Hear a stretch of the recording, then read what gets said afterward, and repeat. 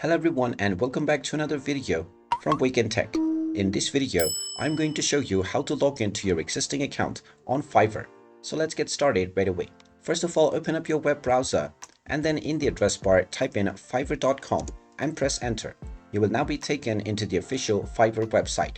If you already have an account, click on the sign in button at the top section and now you have various different options to log in. If you used your Google, your Apple or your Facebook account in order to sign up, then you can click on the respective buttons. Otherwise, click on continue with email/username and then you will be asked to enter your email address or your username and your password. Type in either your email address or your username within the top section and then type in your password underneath within the password box.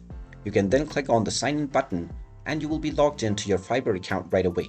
In case you have forgotten your password, you can click on Forgot Password to reset your credentials. And there you have it.